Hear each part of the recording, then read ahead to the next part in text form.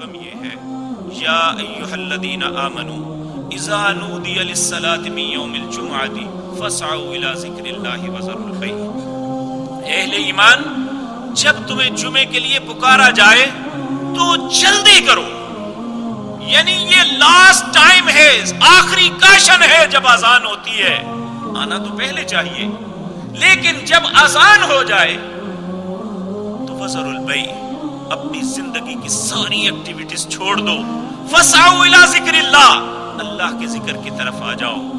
وذروا البیع، سب کچھ چھوڑ دو.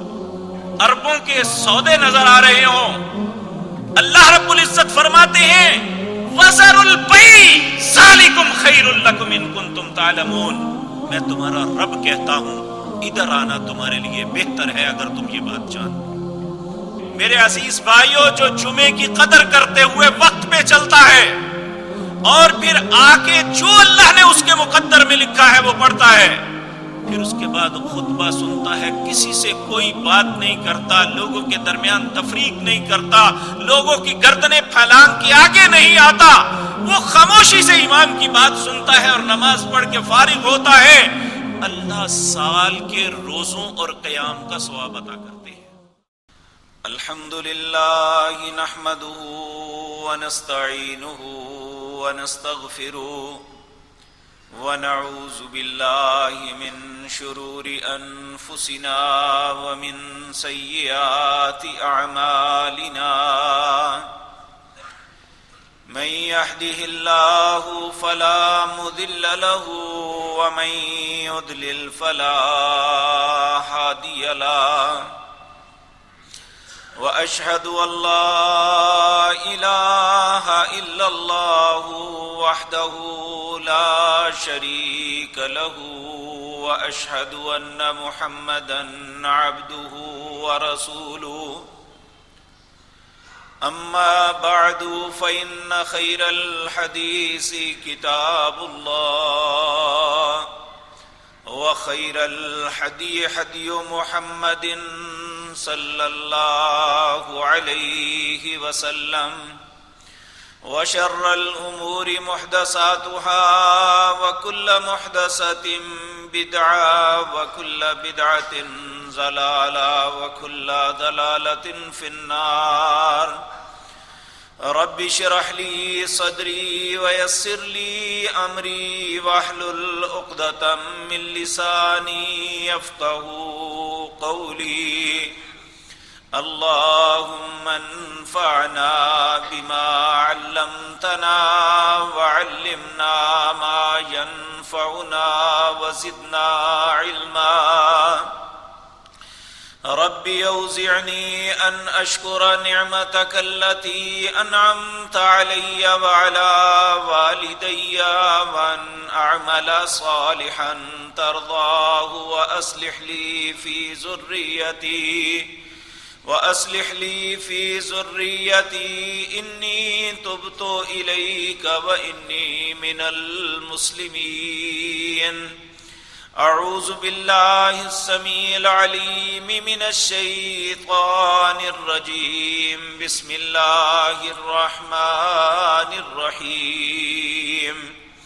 يا أيها الذين آمنوا إذا نودي للصلاة من يوم الجمعة فاسعوا إلى ذكر الله وذروا البيع ذلكم خير لكم إن كنتم تعلمون. فإذا قضيت الصلاة فانتشروا في الأرض وابتغوا من فضل الله واذكروا الله كثيرا لعلكم تفلحون. وإذا رأوا تجارة أو لهوا انفضوا إليها وتركوك قائما. قل ما عند الله خير من اللهو ومن التجارة والله خير الرازقين.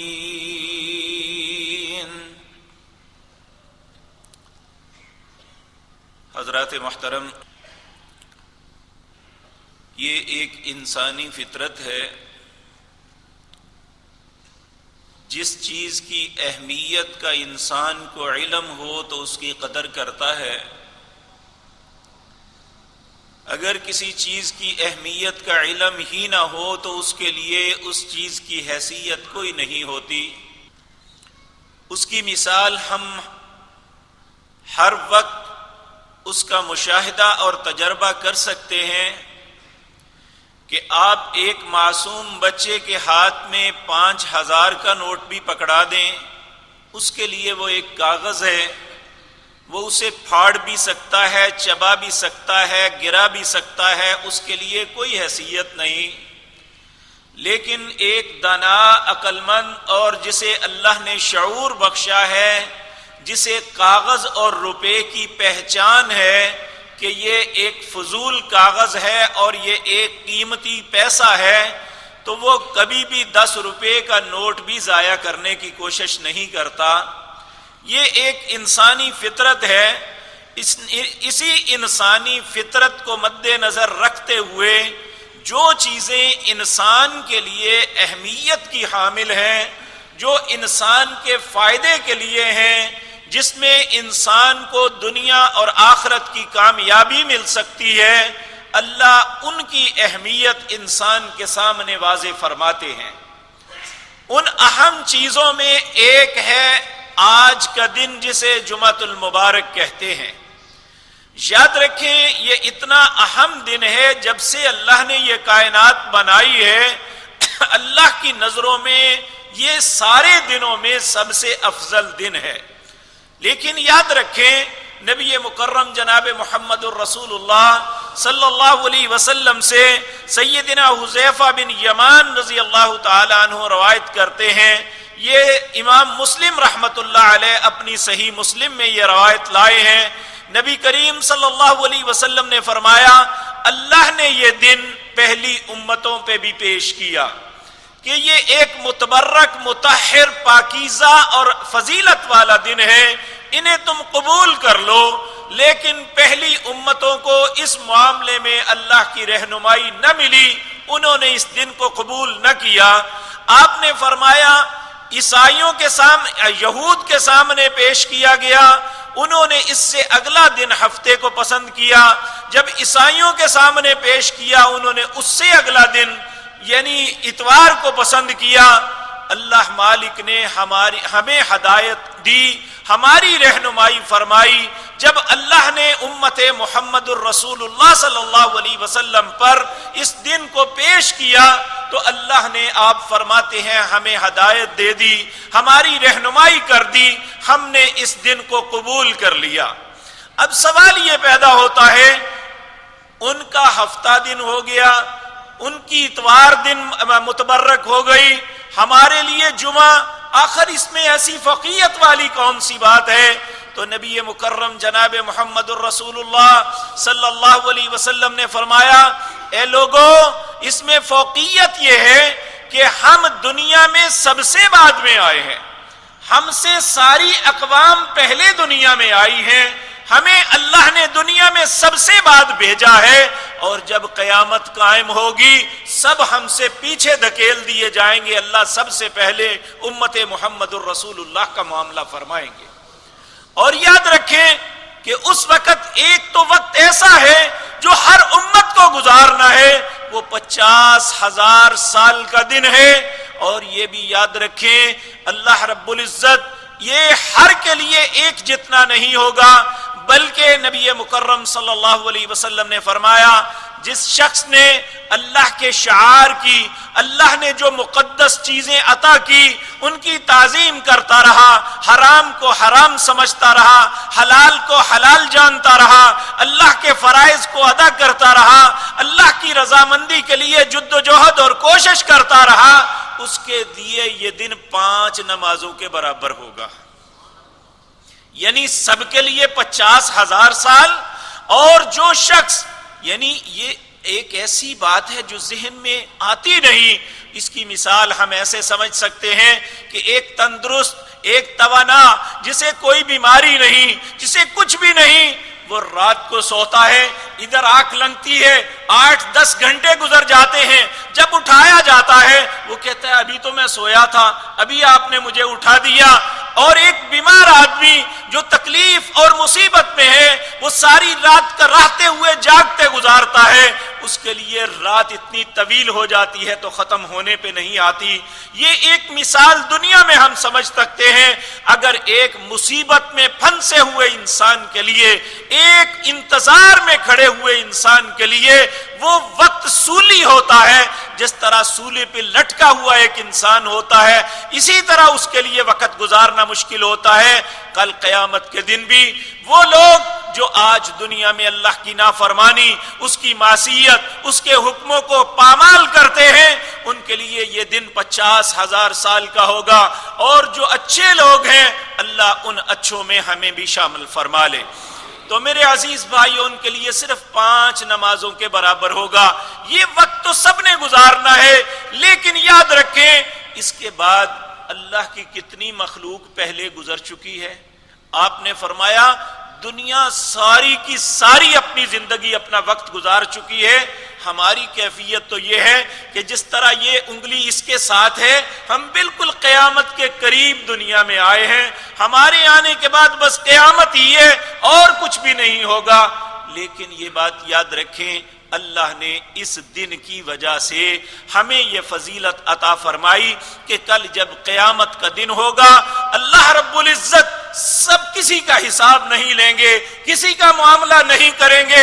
سب سے پہلے اگر کسی کو فوقیت دی جائے گی تو وہ امت محمد الرسول اللہ صلی اللہ علیہ وسلم ہوگی، اور اس فوقیت کا، اس عظمت کا، اس عزت کا سبب کیا ہوگا کہ ان لوگوں کو اللہ نے جمعے کا دن عطا کیا، اللہ نے پھر ہماری ہدایت اور رہنمائی فرمائی، یہ جمعے کے دن کو ہم نے قبول کر لیا۔ اب جب ہم نے قبول کر لیا تو اس کی عزت اور احترام، اس کے آداب کو ملحوظ خاطر رکھنا ہم پہ فرض ہو گیا ہے۔ یاد رکھیں ہم سے پہلے جو قومیں تھی، اللہ نے ان کے لیے بھی ایک دن عبادت کا مقرر کیا۔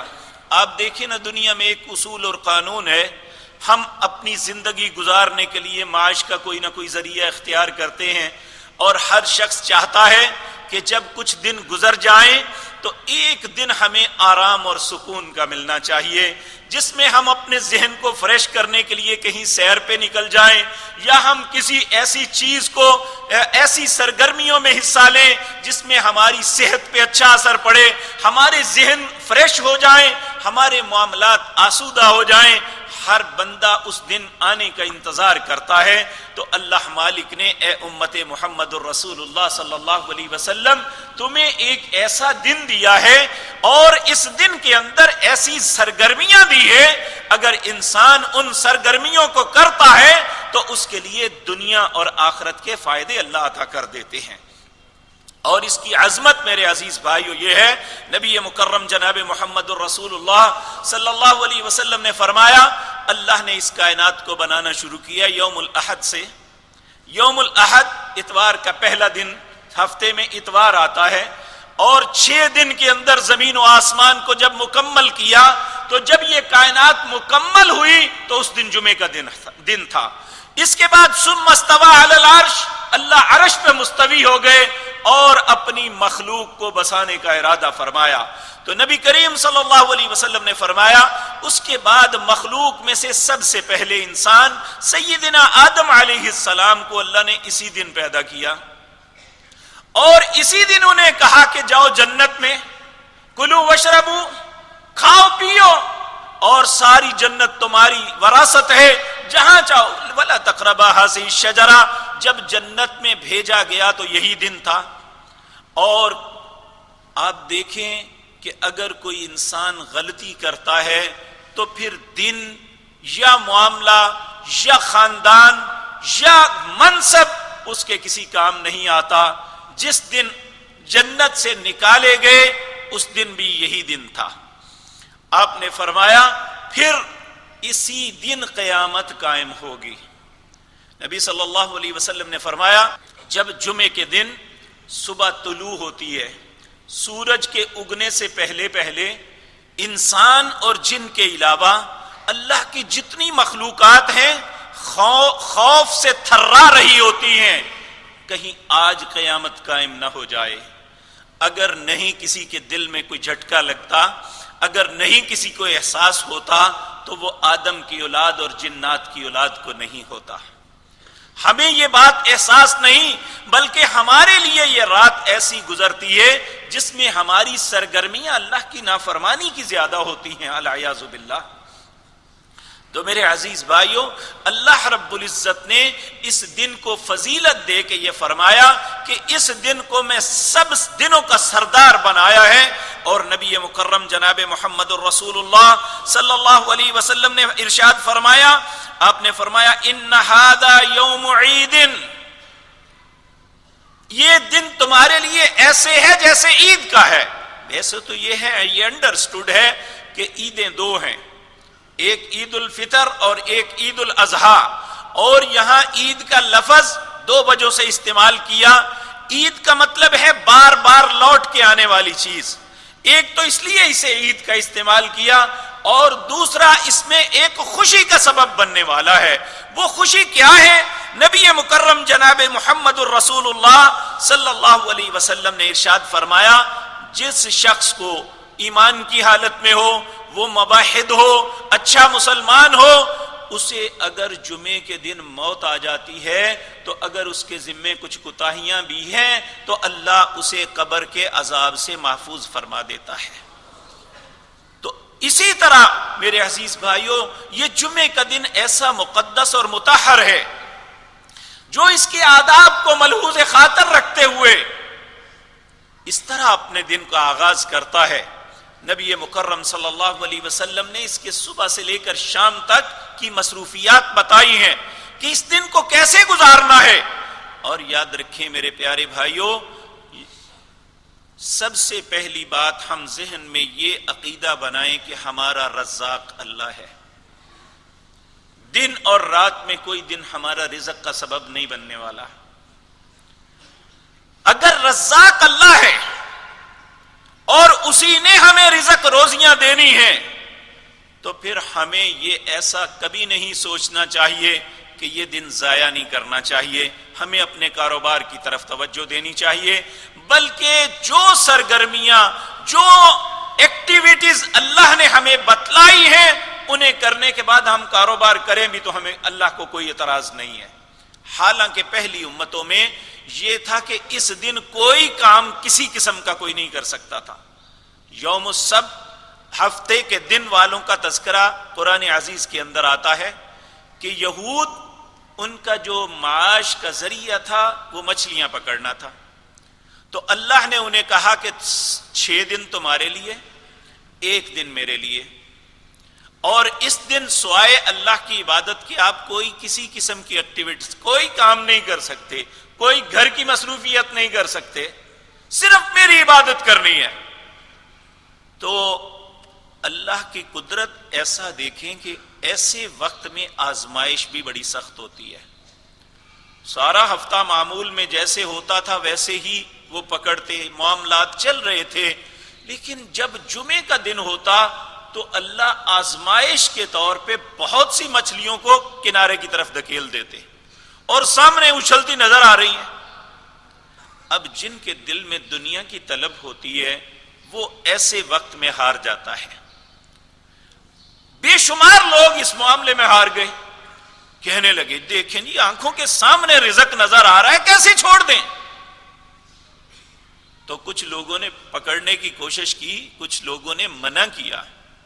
تو انہوں نے پھر ایک ہیلا نکالا، کہنے لگے ہم ایسا کرتے ہیں کہ اللہ کے حکم کی تعمیل بھی ہو جائے اور ہمارا کام بھی بن جائے.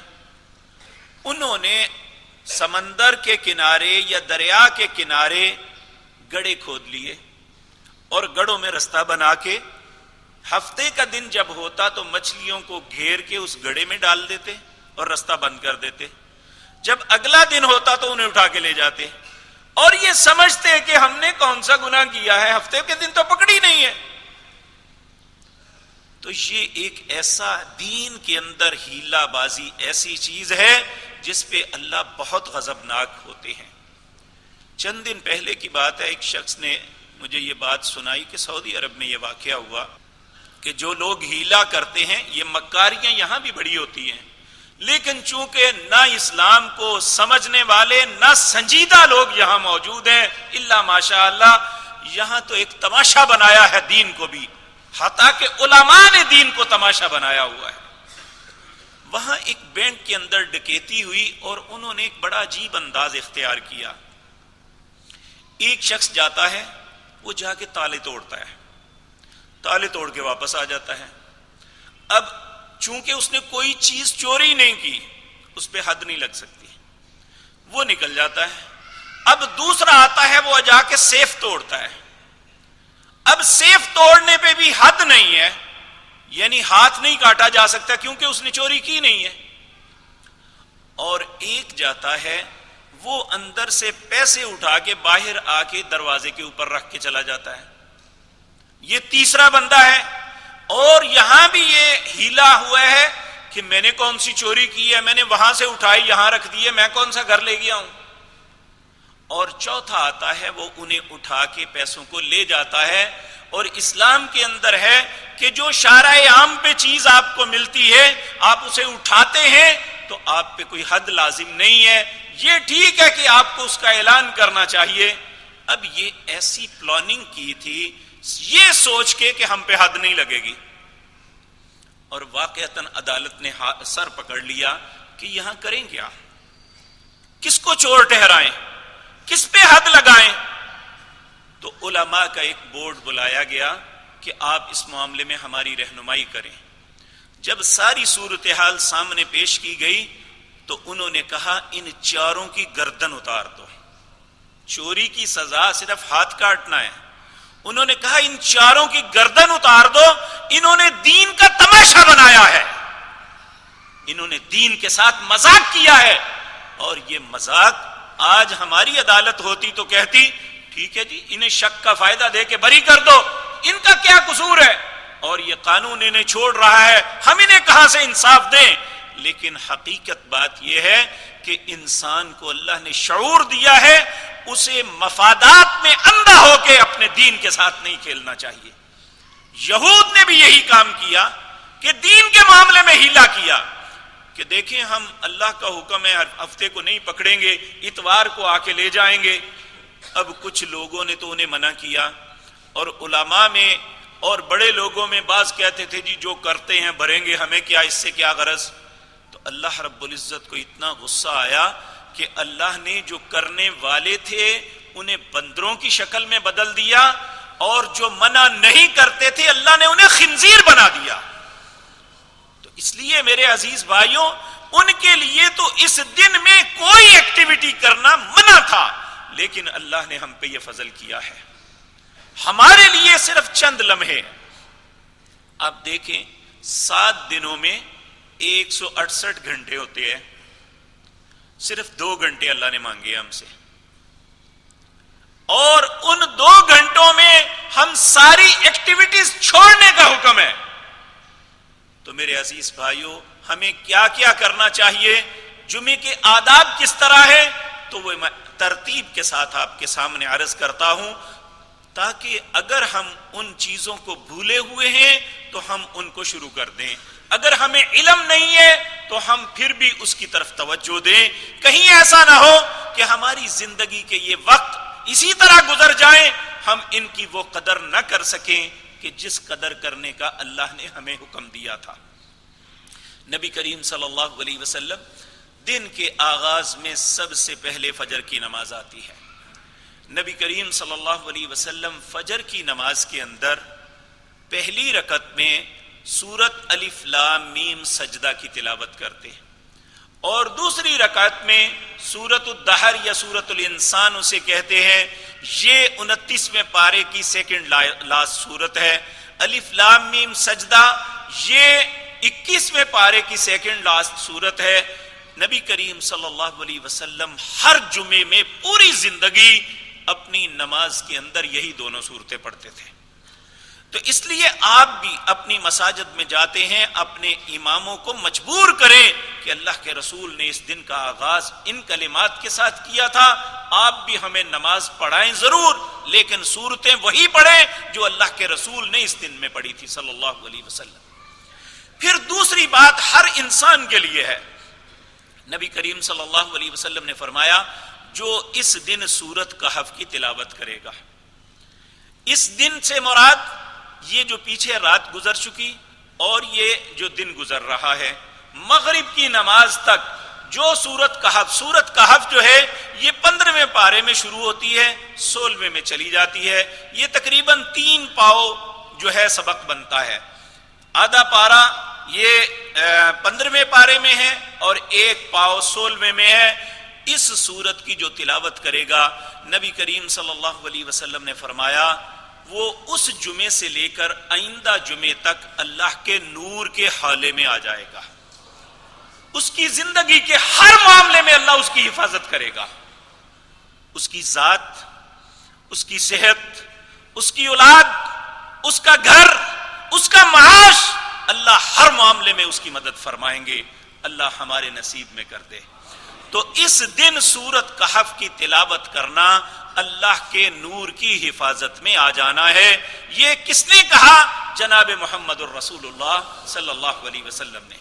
اور پھر آپ نے فرمایا جو شخص سورۃ کہف کی پہلی 10 آیتیں یاد کر لے گا، یعنی اسے زبانی آئی اور وہ انہیں پڑھے، تو اللہ اسے دجال کے فتنے سے محفوظ فرما دیں گے، یعنی دجال کے فتنے میں وہ مبتلا نہیں ہوگا کہ جبکہ دنیا کے اکثر و بیشتر لوگ کافر ہو جائیں گے، اللہ اس وقت بھی اس بندے کی حفاظت فرمائیں گے جو سورۃ کہف کی پہلی 10 آیات کو یاد کرتا ہے اور انہیں عمومی طور پہ پڑھتا رہتا ہے۔ اللہ ہمیں توفیق عطا فرمائے۔ اس کے بعد جمعے کے اندر سب سے اہم عبادت جو ہے، سب سے اہم بات جو ہے، وہ جمعے کا خطبہ اور اس کی نماز ہے۔ اس کے لیے آنے کو رسول اللہ صلی اللہ علیہ وسلم نے 5 باتیں ارشاد فرمائی۔ سب سے پہلی آپ نے فرمایا تم میں سے ہر انسان کے لیے ضروری ہے کہ وہ جمعے کے دن غسل کرے، لیکن یہ بات یاد رکھے یہ غسل فرض نہیں ہے، اگر کسی وقت چھوٹ جاتا ہے تو وہ جمعہ اس کا ہوگا، لیکن جو لوگ غسل کر کے آتے ہیں وہ اس سے افضل ہوں گے جو غسل کر کے نہیں آئے، انہیں یہ فضیلت ملے گی۔ تو نبی صلی اللہ علیہ وسلم نے فرمایا سب سے پہلا کام جو کرنا ہے اس جمعے کی ادائیگی کے لیے وہ غسل کرنا ہے۔ دوسرا، آپ کے کپڑوں میں، آپ کے لباس میں جو اچھا آپ کو لگتا ہے جمعے کے دن وہ پہنے، اور یاد رکھیں اللہ رب العزت، آپ دیکھیں جب ہم کسی شادی پہ جاتے ہیں تو کیوں اچھا لباس پہنتے ہیں کہ اپنی زینت کے ساتھ وہاں جاؤں، کیونکہ وہاں سب ہمارے عزیز و اقارب آئے ہوں گے اور میں لوگوں کے سامنے اچھا لگوں، اور یہ کائنات پوری مخلوق کے بادشاہ کی عدالت میں ہم آتے ہیں، اور اللہ رب العزت نے کہا بھی وَزِينَتَكُمْ عِنْدَ كُلِّ مسجد، ہر مسجد کے پاس آپ زینت کے ساتھ آؤ۔ آپ نے فرمایا جمعے کے دن جو آپ کے لیے اچھا لباس ہے، خوبصورت لباس ہے، اسے پہنو۔ اگر آپ کے گھر میں تیل ہے، آئل ہے، وہ اپنے بالوں کو لگاؤ، یا آج کل برل کریم ہے اور کوئی چیزیں جو آپ لگاتے ہیں بالوں کو لگاؤ، انہیں سنوارو، اور اس کے بعد آپ نے فرمایا جو اچھی خوشبو ہے وہ لگاؤ، پھر اللہ کی بارگاہ میں آؤ۔ اور آپ نے فرمایا جو شخص اپنے گھر سے پیدل چل کے آتا ہے، سواری پہ نہیں آتا، اب گھر دور ہیں، سواری پہ آئے تو وہ کوئی گناہ یا منع نہیں ہے، لیکن فضیلت اس میں ہے کہ پیدل چل کے آیا جائے۔ ایک ایک قدم کے بدلے اللہ گناہ معاف کرتے ہیں، نیکیاں دیتے ہیں اور درجات بلند کرتے ہیں۔ پھر یہیں پہ بس نہیں ہے میرے عزیز بھائیوں، جو جمعے کی قدر کرتے ہوئے وقت پہ چلتا ہے اور پھر آ کے جو اللہ نے اس کے مقدر میں لکھا ہے وہ پڑھتا ہے، پھر اس کے بعد خطبہ سنتا ہے، کسی سے کوئی بات نہیں کرتا، لوگوں کے درمیان تفریق نہیں کرتا، لوگوں کی گردنیں پھیلان کے آگے نہیں آتا، وہ خاموشی سے امام کی بات سنتا ہے اور نماز پڑھ کے فارغ ہوتا ہے۔ اللہ سال کے روزوں اور قیام کا ثواب عطا کرتے ہیں۔ اور پھر ایک حدیث میں آپ نے یہ بھی فرمایا، جو یہ 5 کام کر کے آتا ہے، جب مسجد میں آتا ہے تو پہلے وقت میں آتا ہے، یعنی امام ممبر پہ نہیں آیا، اس میں پہلی گھڑی میں آتا ہے، اللہ ایک اونٹ کی قربانی کا ثواب دیتے ہیں۔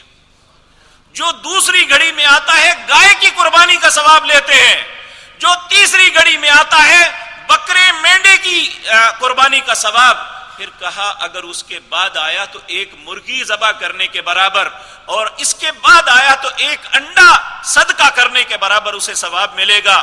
تو جب اذان مؤذن دینی شروع کر دیتا ہے، امام ممبر پہ بیٹھ جاتا ہے، فرشتے اپنے رجسٹر بند کر دیتے ہیں، پھر وہ ان متبرک مطہر پاکیزہ اچھے لوگوں میں اسے شامل نہیں کیا جاتا جو امام کی اذان سے پہلے اللہ کے گھر میں حاضر ہو جاتے ہیں۔ اور میرے عزیز بھائیو، اسی طرح نبی صلی اللہ علیہ وسلم نے فرمایا کہ اگر پھر خاموشی سے سنتا ہے، حتیٰ کہ نہ کنکریوں سے نہ صف کے تنکوں سے کسی چیز سے کھیلتا نہیں، پوری توجہ سے بات سنتا ہے، اور اس کے بعد حتیٰ کہ اگر کسی کو بات کرتے ہوئے دیکھتا ہے اسے یہ نہیں کہتا کہ بھائی خاموش ہو جاؤ۔ آپ نے فرمایا جس نے یہ بھی کسی کو کہا بھائی خاموش ہو جاؤ، اس نے بھی لغو بات کی۔ یعنی جس طرح نماز کے اندر ہم کسی سے بات نہیں کر سکتے، اسی طرح دوران خطبہ بھی ہمیں پورا فوکس کرنا چاہیے کہ ہم اللہ کا حکم، رسول اللہ کا طریقہ یہی ہے کہ آپ ہاں ایک ہو سکتا ہے، اگر امام آپ سے مخاطب ہوتا ہے آپ اس سے بات کر سکتے ہیں، وہ آپ سے کر سکتا ہے، جس طرح کہ نبی صلی اللہ علیہ وسلم کے زمانہ مبارک میں ایسا ہوا بھی۔ ایک صحابی جن کا نام سلیق غطفانی تھا، دوران خطبہ آئے اور آ کے بیٹھ گئے۔ نبی صلی اللہ علیہ وسلم نے پوچھا یا سلیق اصلی رکعتین، اے سلیق کیا تو نے 2 رکعتیں پڑھی ہیں؟ انہوں نے کہا نہیں۔ آپ نے فرمایا کھڑے ہو جاؤ، 2 رکعتیں پڑھو تو پھر بیٹھو۔ تو یہ جمعے کے آداب میں سے ادب ہے، یہ یاد رکھیں۔ اگر آپ پہلے تشریف لے آئے ہیں تو پھر متعین سنتیں جمعے کی پہلے نہیں ہیں۔ کوئی دنیا کا انسان یہ جو 4 سنتیں کر کے ہم پڑھتے ہیں یہ ظہر کی سنتیں ہوتی ہیں، جمعے کی نہیں ہیں۔ واللہ باللہ سمت اللہ، اللہ کے رسول صلی اللہ علیہ وسلم نے جمعے کی نماز کے لیے متعین سنتیں نہیں کی۔ اب کیا کرنا چاہیے؟ نبی کریم صلی اللہ علیہ وسلم نے فرمایا جب تم آؤ جو اللہ نے تمہارے مقدر میں لکھا ہے وہ پڑھو۔ ایک حدیث میں ہے جتنی تمہارے پاس اس وقت استطاعت ہے وہ کرو، اور آپ نے فرمایا جب اکتاہٹ محسوس کرو بیٹھ جاؤ، پھر نہ پڑھو۔ اب یہ 2 پڑھتے ہیں، 10 پڑھتے ہیں، 20 پڑھتے ہیں، یہ آپ کی مرضی پہ ہے۔ آپ اگر امام کے آنے سے پہلے تشریف لائے ہیں تو آپ نے جو آپ کے مقدر میں ہے وہ پڑھے۔ اور یہاں ایک بات اور ذہن میں رکھیں کہ ایک دن اور رات میں 3 وقت ممنوع ہے جب نماز نہیں پڑھ سکتا انسان۔ ایک جب سورج طلوع ہوتا ہے، ایک جب سورج نصف النہار پہ ہوتا ہے، ایک جس وقت سورج غروب ہوتا ہے۔ 3 وقتوں میں 3 کام نہیں کر سکتے، نہ نماز پڑھ سکتے ہیں، نہ جنازہ پڑھ سکتے ہیں، نہ اپنی میت کو دفنا سکتے ہیں۔ لیکن جمعے کے دن یہ جو وقت ہے اس میں زوال کا وقت نہیں ہے۔ کیوں؟ رسول اللہ صلی اللہ علیہ وسلم نے فرمایا جب بھی کوئی آئے جو اس کے مقدر میں ہے وہ پڑھے۔ جمعے کے دن دوپہر کے وقت کوئی زوال نہیں ہے، اس وقت آپ نماز پڑھ سکتے ہیں۔ پھر اگر آپ ایسے وقت میں مسجد میں تشریف لائے ہیں جب امام خطبہ دے رہا ہے تو اس وقت پھر سلیق غطفانی والی روایت کہ نبی کریم صلی اللہ علیہ وسلم نے اسے فرمایا اصلی رکعتین، کیا تو نے 2 رکعتیں پڑھی ہیں؟ انہوں نے کہا نہیں۔ آپ نے فرمایا کھڑے ہو جاؤ، 2 رکعتیں پڑھو پھر بیٹھو۔ اگر آپ دوران خطبہ تشریف لاتے ہیں تو صرف 2 رکعتیں، اور یہ تحیت المسجد، مسجد آنے کے 2 نفل ہوں گے۔ پھر آپ خطبہ سنیں، اور یہاں ایک کنفیوژن میں عرض کر دوں کہ ہمارے بر صغیر کے اندر دو طریقوں سے جمعہ آپ دیکھتے ہیں. ایک تو وہ لوگ ہیں جو دو خطبے دیتے ہیں، ان میں پہلے میں تقریر بھی ہوتی ہے، اللہ کی حمد و ثنا، یہ سارا کچھ ہوتا ہے، اور نبی کریم صلی اللہ علیہ وسلم کا طریقہ یہی تھا. ایک وہ ہمارے ساتھی ہیں جو پہلی مدت میں تقریر کرتے ہیں، اس کے بعد پھر سنتوں کا وقت دیتے ہیں، پھر اذان ہوتی ہے، پھر اس کے بعد دو عربی کے جو ہے خطبہ کے کلمات رٹے رٹائے ہر جمعے وہی کہے جاتے ہیں. اللہ کے رسول کا یہ طریقہ نہیں تھا. یہ کیسے ہوا، کیوں ہوا، یہ عرض کر دو. شاہ ولی اللہ رحمۃ اللہ علیہ پہلے بر صغیر کے اندر اسی طرح ہوتا تھا کہ عربی کا خطبہ پڑھتے اور اس کے بعد نماز پڑھا دیتے. لوگوں کو کچھ بھی پتہ نہیں ہوتا تھا کہ یہ کیا ہے، ہمیں کیوں آئے ہیں، کیا مقصد ہے ہمارے آنے کا. پھر جب شاہ ولی اللہ رحمۃ اللہ علیہ حج پہ گئے تو وہاں کے علماء سے گفتگو ہوئی، تو علماء سے بات میں یہ بات سامنے آئی کہ جس زبان کے لوگ ہیں یہ خطبہ انہی کی زبان میں ہونا چاہیے تاکہ واضح و نصیحت کی بات ان کی سمجھ میں آئے. تو شاہ ولی اللہ رحمۃ اللہ علیہ جب واپس تشریف لائے تو انہوں نے دلی کے اندر اسی طرح شروع کیا کہ فارسی کے اندر بجائے عربی کے وہ جو تقریر کرتے تھے وہ فارسی کے اندر لوگوں کو سمجھ آنے لگی. لوگوں کا ایک جمع خفیر وہاں اکٹھا ہونے لگا. اب دوسرے علماء کو یہ فکر پڑ گئی کہ یہ کیا ہوگا، تو پہلے پہل اعلان کیا گیا کہ جمعے کے بعد ہم تقریر کیا کریں گے اپنی زبان میں. اب جمعہ پڑھ لیا تو کون بیٹھے گا.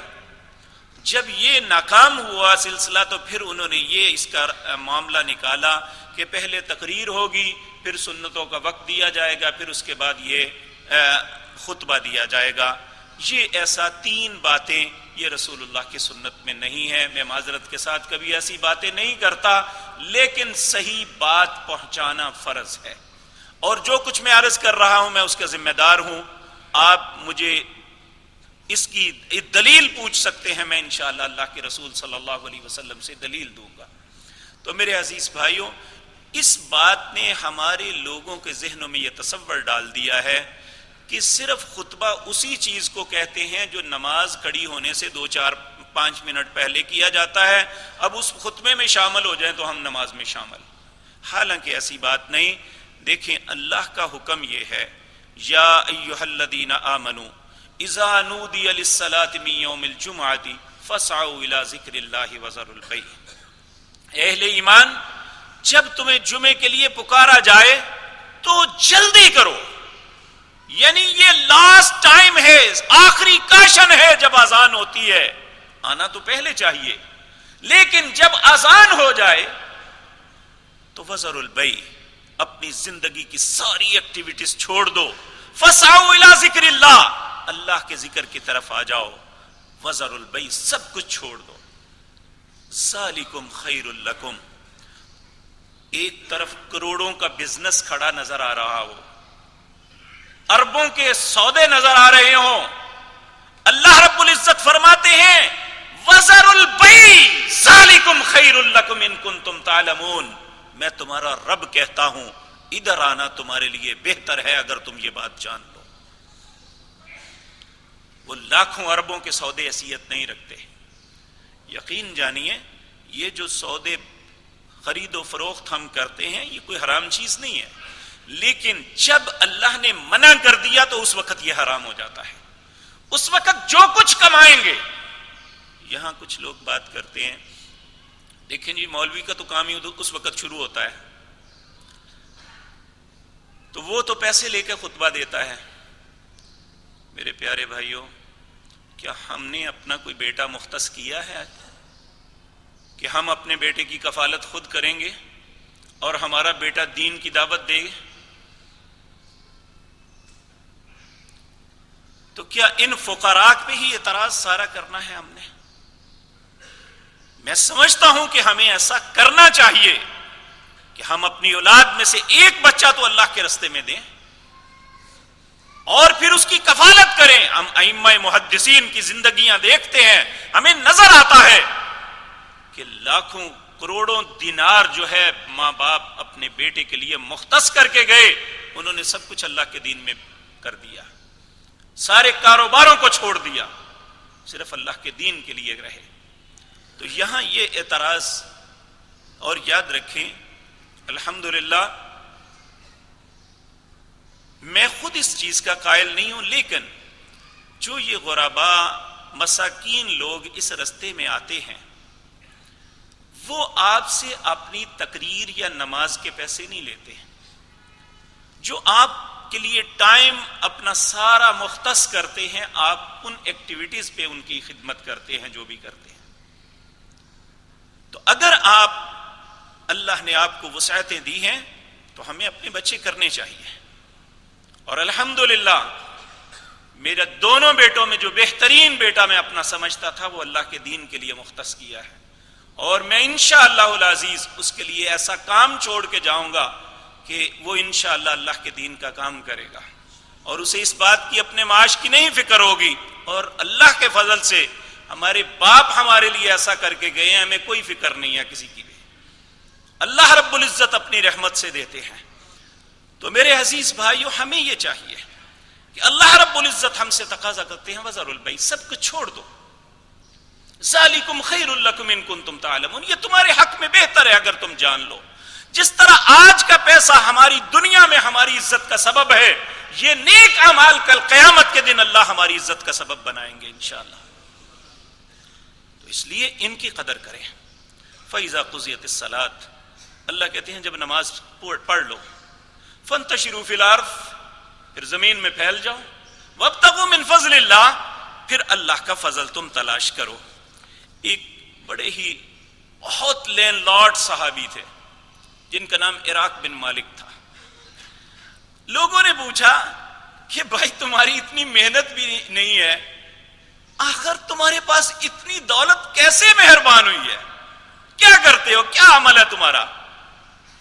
وہ کہنے لگے کہ میں نے اللہ کا حکم سنا، میں اللہ کے حکم کی تعمیل میں لگ گیا، جب جمعہ پڑھ لیتا ہوں، جمعہ پڑھنے کے بعد میں باہر آتا ہوں، دروازے پہ اللہ کے گھر کے دروازے کو پکڑ کے کھڑا ہو جاتا ہوں اور اللہ سے کہتا ہوں اللہم انی اجبت دعوتک، اللہم انی اجبت دعوتک، اے اللہ تو نے مجھے پکارا، میں نے تیری دعوت کو قبول کر لیا۔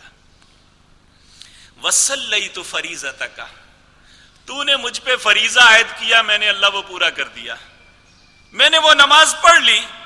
وانتشرت کما امرتنی، اب تو نے حکم دیا منتشر ہو جاؤ، اے اللہ میں باہر نکل رہا ہوں۔ فارزقنی من فضلک، اے اللہ اب اپنے فضل سے مجھے رزق عطا فرما دے۔ وانت خیر الرازقین، تجھ سے بہتر رزق دینے والا کوئی نہیں۔ کہنے لگا اس کے علاوہ مجھے زندگی میں کوئی بات نظر نہیں آتی کہ جسے میں کہہ سکوں کہ میرا یہ فلاں عمل سب سے منفرد ہے۔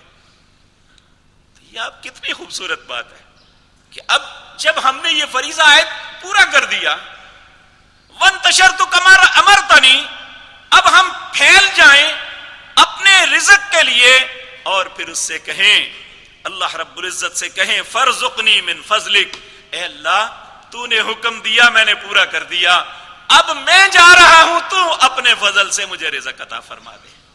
فارزقنی من فضلک، اور یقین مانیے وہ اس صدی کے سب سے بڑے جو ہے رفاہیت کے کام کرنے والے انسان تھے۔ تو ہمیں بھی اللہ، ہمارا بھی وہ رب ہے، ہمیں بھی وہ دے سکتا ہے، تو ہم اپنے اس فریضے کو احسن انداز میں ادا کرنے کے بعد پھر اللہ سے کہیں فارزقنی من فضلک وانت خیر الرازقین، اے اللہ تو سب سے بہتر رزق دینے والا ہے۔ پھر جمعے کی 2 رکعتیں پڑھنی ہے، خطبہ سننے کے بعد 2 رکعتیں جمعے کی پڑھنی ہے، اور اس 2 رکعتوں میں پہلی رکعت میں رسول اللہ صلی اللہ علیہ وسلم سورت اعلیٰ اور دوسری میں سورت غاشیہ کی، بعض اوقات آپ پہلی میں سورت جمعہ کی اور دوسری میں سورت منافقون کی تلاوت کرتے تھے۔ تو اس کے علاوہ نبی صلی اللہ علیہ وسلم نے فرمایا اس دن کے اندر 12 گھڑیاں ہیں، ان میں ایک گھڑی ایسی ہے جس میں ابن آدم جو بھی دعا مانگے گا اللہ قبول کریں گے، صحابہ کرام رضوان اللہ علیہ مجمعین کے دو نظریات ہیں. ایک تو یہ کہتے ہیں کہ یہ عصر کے بعد گھڑی آتی ہے، مغرب کی اذان سے پہلے. اللہ اکبر. ابی بن کعب رضی اللہ تعالیٰ عنہ کو کہا گیا کہ رسول اللہ نے فرمایا اس وقت بندہ نماز میں ہوگا، تو آپ نے کہا کہ جو نماز کے انتظار میں ہوتا ہے وہ اسی طرح ہے جیسے نماز میں ہے. اور ایک بات صحابہ کا یہ خیال ہے کہ جمعے کی اذان سے لے کر سلام پھیرنے کے درمیان ہوتی ہے. اس میں بہت سے لوگوں کا موقف یہ ہے کہ جب امام ایک خطبہ دے کے بیٹھتا ہے تھوڑی دیر کے لیے اور پھر اٹھ کے دوسرا خطبہ شروع کرتا ہے، یہ وہ وقت ہے جو قبولیت کا ہے. انسان جو بھی اللہ سے دعا مانگے وہ اللہ قبول فرماتے ہیں. تو ان میں ہر گھڑی کو تلاش کر کے ہمیں وہ وقت پانا چاہیے اور اس میں اپنی حاجت اللہ سے پیش کرنی چاہیے اللہ کے حضور، اور اللہ انشاءاللہ ہماری حاجتوں کو پورا فرمائیں گے. اور جمعے کے دن کی ایک سب سے اہم بات یہ ہے، نبی مکرم جناب محمد الرسول اللہ صلی اللہ علیہ وسلم نے فرمایا اس دن مجھ پہ درود بھیجا کرو.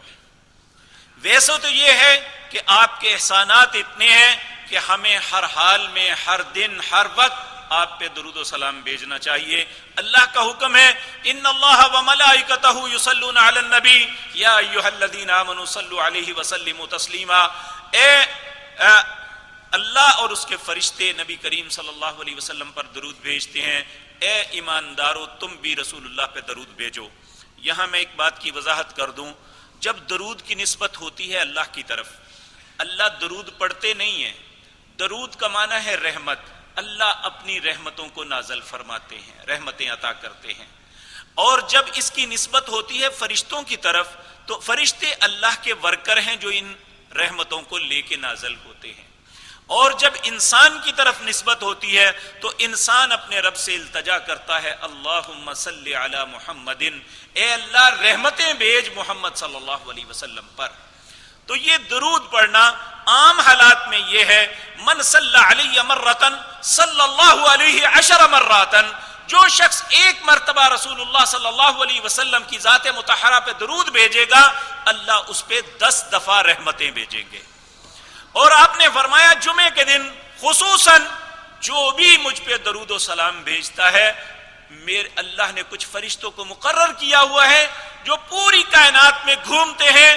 جو بھی انسان رسول اللہ صلی اللہ علیہ وسلم پر درود و سلام بھیجتا ہے وہ مجھ تک پہنچاتے ہیں. تو ایک صحابی نے اپنی سادگی میں عرض کیا اے اللہ کے رسول صلی اللہ علیہ وسلم جب آپ فوت ہو جائیں گے، آپ بوسیدہ ہو جائیں گے، تو اس وقت آپ نے فرمایا اللہ نے زمین کی مٹی کو انبیاء کے اجساد کو کھانا حرام کیا ہوا ہے. انبیاء کے جسد قیامت تک قائم اور دائم رہیں گے، لیکن اس کی کیفیت کیا ہوگی یہ اللہ کی ذات کے علاوہ کوئی نہیں جانتا. تو اس میں یہ کہنا کہ آپ زندہ ہیں اور آپ وصول کر کے جواب دیتے ہیں یہ ایک ایسی بات ہے جس کا ثبوت کتاب و سنت میں ہمیں نہیں ملتا. تو اسی طرح ایک روایت بہقی کی عموماً بیان کی جاتی ہے کہ جمعے کے دن عصر کی نماز کے بعد 80 مرتبہ یہ پڑھتا ہے اللہم صلی علی محمد النبی الامی، کہ اسے 80 سال کے گناہ معاف ہو جاتے ہیں. یہ حدیث موضوع ہے، ضعیف ہے، یہ صحیح نہیں ہے. ہمیں وہی درود پڑھنا چاہیے جو رسول اللہ صلی اللہ علیہ وسلم نے ہمیں سکھلایا. سلام کے وہی کلمات کہنے چاہیے السلام علیکہ ایھا النبی ورحمۃ اللہ وبرکاتہ. صحابہ نے کہا یا رسول اللہ سلام کے کلمات تو پتہ چل گئے، درود کیسے بھیجیں؟ آپ نے فرمایا اللہم صلی علی محمد وعلی آل محمد کما صلیت علی ابراہیم وعلی آل ابراہیم انک حمید مجید. اللہم بارک علی محمد وعلی آل محمد کما بارکت علی ابراہیم وعلی آل ابراہیم انک حمید مجید.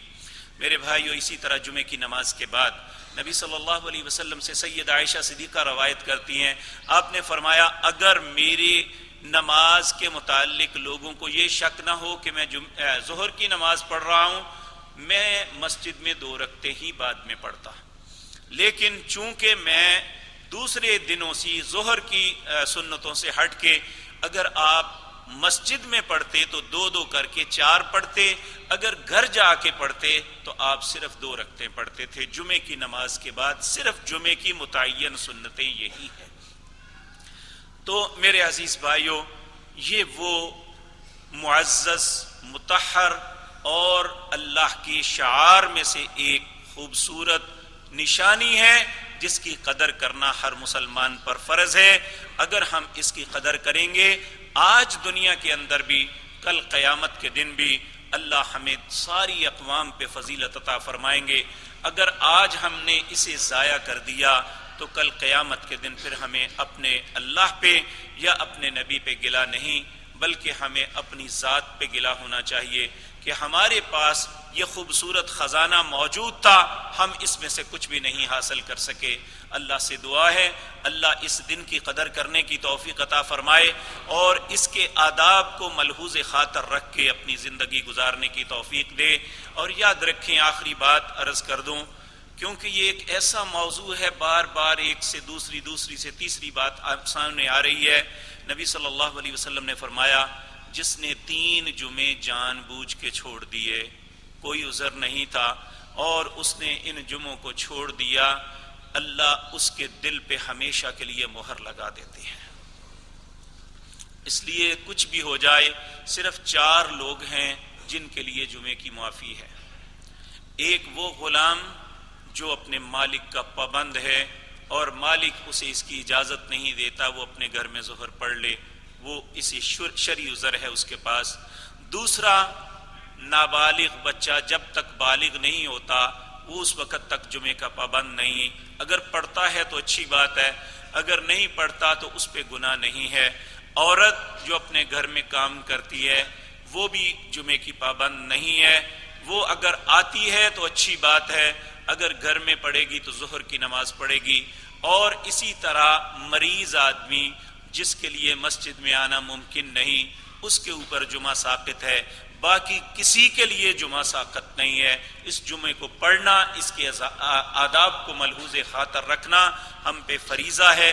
اللہ سے دعا ہے اللہ اس معاملے میں ہمیں غفلت نہ برتنے کی توفیق دے، اللہ ہمیں ان کے آداب کو پورا کرنے کی توفیق عطا فرمائے۔ اقول قولی ھذا واستغفر